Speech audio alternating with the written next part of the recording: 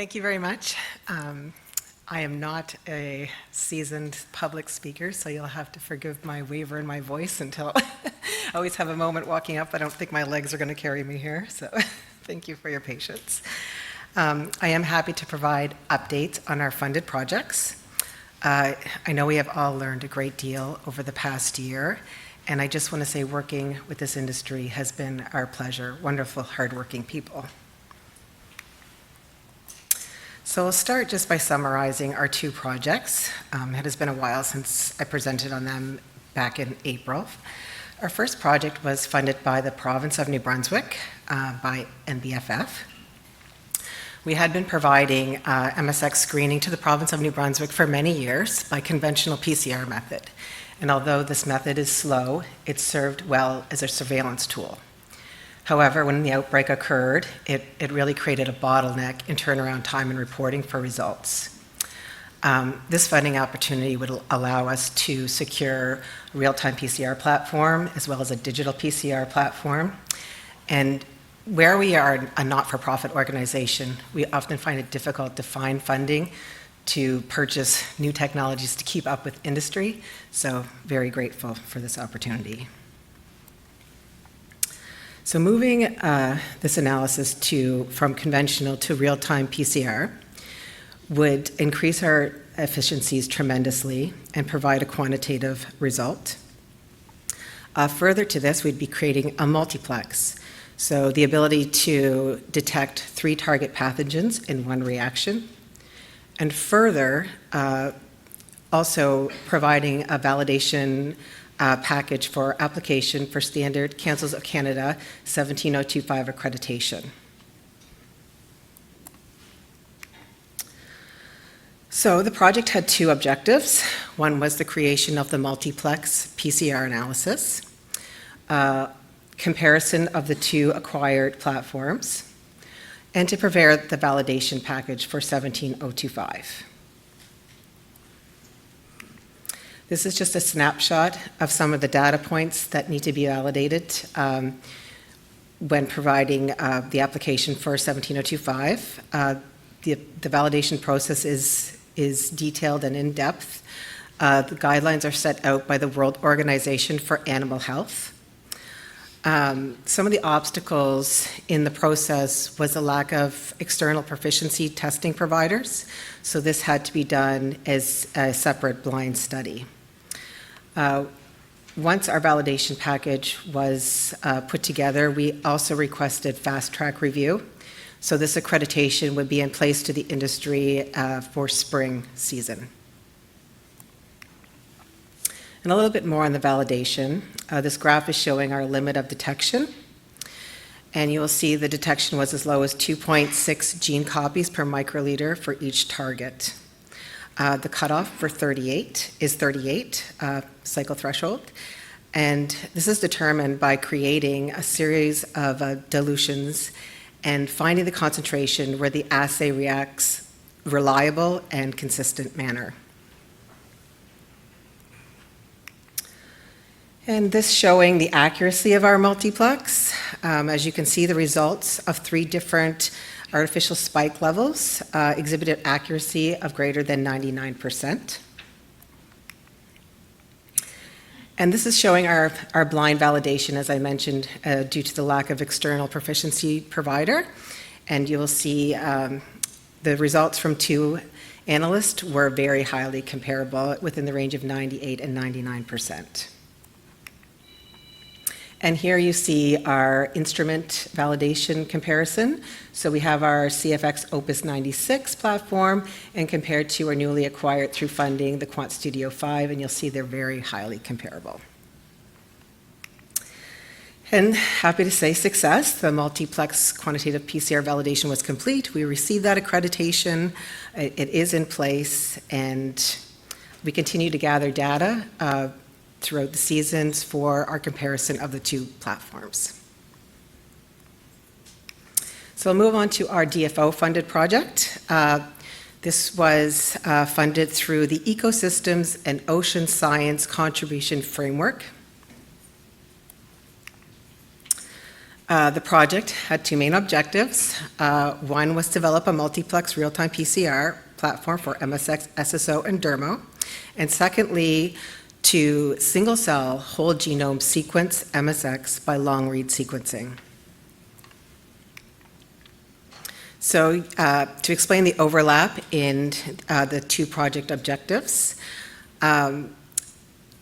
the NBFF was able to fund the real-time PCR platform, and including this in the DFO funding application allowed us to acquire a Kingfisher DNA extraction platform, closing that gap of efficiency and streamlining of samples. Converting to automated extraction using the Kingfisher platform has really increased our capacity tremendously. It has reduced turnaround time and results. The team, as you can see by Nolan's smile, was very happy to move away from manual extraction process. And just to give you a little bit of an idea on that, technologists like Nolan could take out 20 samples at a time and manually extract, where the Kingfisher automated platform can do 96 at a time, very precisely. And our second objective was an ambitious one, to single-cell whole genome sequence MSX by long-read sequencing.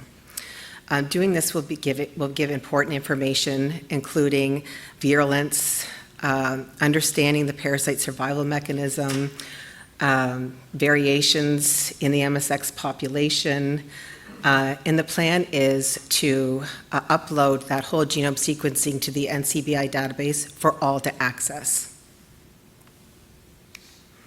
So what's challenging about MSX sequencing? For one, the inability to culture it, the unknown in the life cycles, and the genetic diversity within the MSX population. So some updates on our progress. We have worked with the Atlantic provinces to secure high titer, high incidence of oyster tissue for our research. And we have been employing simultaneous multiple approaches to capture that single cell, which is vital for our success. Some of these approaches, as I mentioned, have been panning the hemolymph and archiving for off-season work, microfluidics and single cell capture, laser capture microdissection, and sonification of degraded tissue. And here we just have some images of that. So here we have my director, Dr. Atik Rehman, performing the panning procedure. This will be followed by microfluidic cell capture. A terrible image of the LCM, the laser capture microscopy. We're still working out troubleshooting those issues with staining with the University of Calgary. And sonification. And sonification we would use in trying to capture the spores of MSX. This particular approach was just a shot in the dark, where we took a really high titer extracted DNA sample and sent it to Genome Quebec for sequencing. Although the integrity of the DNA passed all quality checks, you'll see that the prevalence of MSX versus host DNA was less than 1%.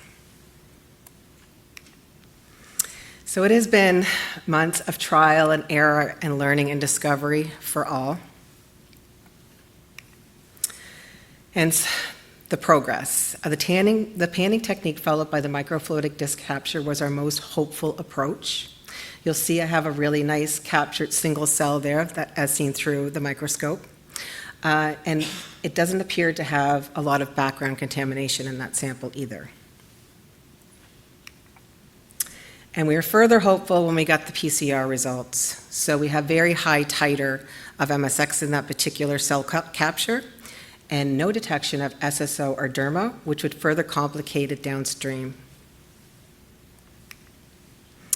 And very excited to show our first run. So the DNA on the conventional gel showed really good band intensity for MSX. And the next steps are going to be to determine the percentage of MSX to host DNA contamination and bacterial contamination present. We require a minimum of 80% of the MSX DNA to be present before we can send it off for whole genome sequencing. And the integrity of the DNA needs to be excellent for long-read sequencing as well. So to determine this, we're going to continue to run conventional gels and look at band intensities before sending that off. And we're also close. You have been updated till real time. I'm waiting for these results that I just mentioned from our lab, hopefully by this afternoon. I wish I could have had those results before I came here, but there was some delays in the lab, which often happens in research science.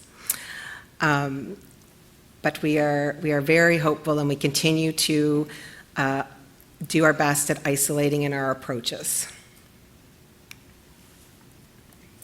And skipping ahead to when we are successful, a little bit more on the single-cell assembly or single-cell sequencing. It will be done by de novo, and de novo assembling refers to the process of piecing together a complete genome sequence from small fragments of DNA known as reads.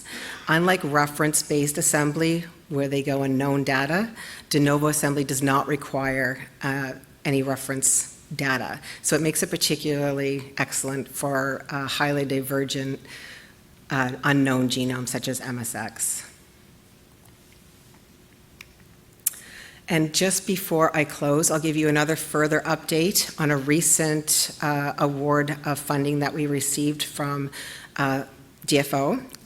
This funding opportunity was through Genome Atlantic, falling under the Genomic Opportunity Review Program. And it has two main objectives: to generate a high-quality assembly reference genome for dermo and comparative of strains. And this will be done by Dr. Tony Manning from RPC. And I want to thank our collaborating partners, the province of New Brunswick, as well as Department of Fisheries and Oceans. And I'll just leave you with the picture of the project team that has been working so very hard over this past year, and we look forward to working with you further. Thank you.